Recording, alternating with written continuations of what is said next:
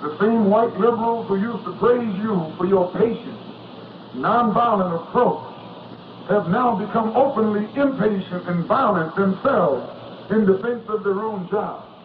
Not only in the South, but also in the North, right here in New York City. Or they were busting heads out in Brooklyn. They were busting heads out in Long Island. They were busting heads up in the Bronx. White teenagers came out in sheets.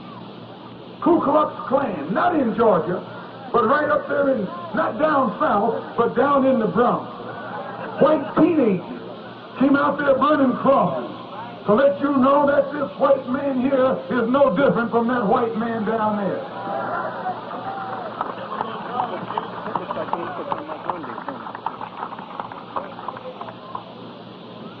White Nazis, not in Germany, right here in New York City, up there burning crosses, had a carload of guns ready to come at you like they came at the Jews over in Germany.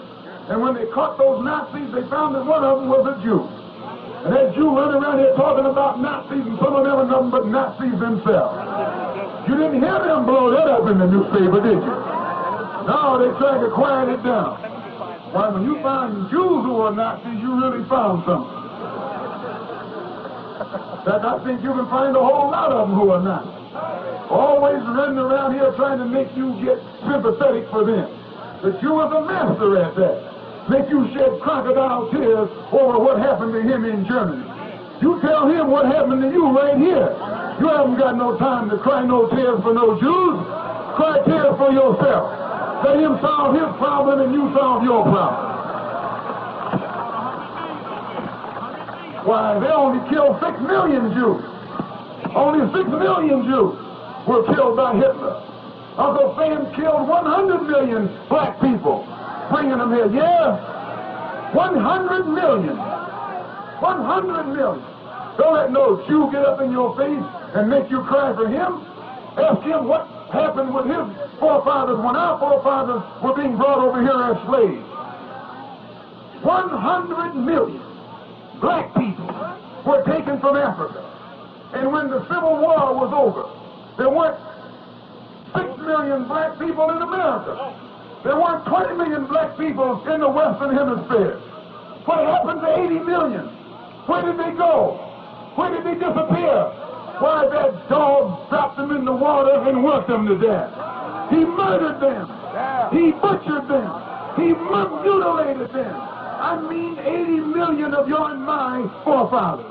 And you think that God is going to forgive him for that? No. You might be dumb enough to forgive him for it, but God won't forgive him for it.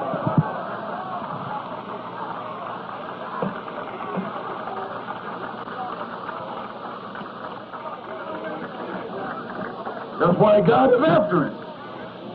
80 million black people dead, murdered.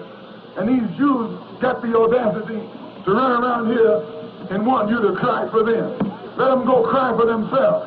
Tell them if they're interested in your problem that you have some of these stores, instead of opening stores up all in your neighborhood and robbing you deaf, dumb, and blind. Yes, the Jews do that. And some of them blue-eyed Jews are going to walk away from here and say that I'm saying something anti-Semitic. Anti-hell.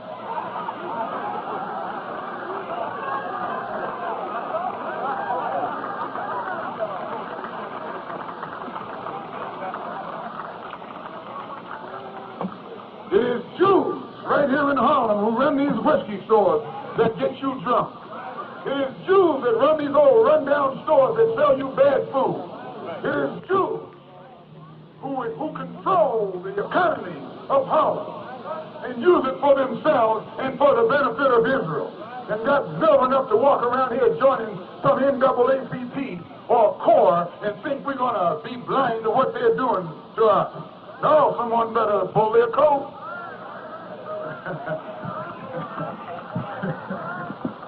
Someone better pull their coat before you start pulling some heads. That's not anti-Semitic, that's just plain intelligence. You know, I was on a program here in New York on Channel 13 in which I made a statement concerning how the Jews control about 80% of the economy in most Negro communities across the country. And the Jews organized themselves and wouldn't let their thing come back on Channel 13. It was two interviews. One was done by Baldwin and one was done by me. The one I did two. One was short and one was a 30-minute derivation, 30-minute duration. And at the end of it, you remember Malcom jumped up and said that he's not responsible for anything I said. Well, I can understand why he said that, because during that same week, these same old so-called liberal Jews who claim they believe in free speech and all that old kind of stuff, they got together and prevented the showing of that interview again, simply because I had made the statement on that the Jews are the ones who are robbing us and exploiting us up here in Harlem and across the country. Jews believe in censorship more than anybody else. All you got to do is start talking about Jews, and you'll find all the papers will close up on you. They can't take it. They can't take any criticism. They're the most sensitive white people on this earth. They don't like you to talk about them, but they want to talk about everybody else. They want to tell you what Hitler and Eichmann did to them, but don't want us to tell you what Uncle Sam has done to us. And Hitler didn't kill as many of them as Uncle Sam did kill those of us. And if they were justified in snatching Eichmann and taking him back over there and gassing him, then God is justified grabbing Uncle Sam and putting the gas to him. See, they set themselves up as judge and high lord executioner. Well, we're not doing that. We're leaving the judgment and the justice up to God.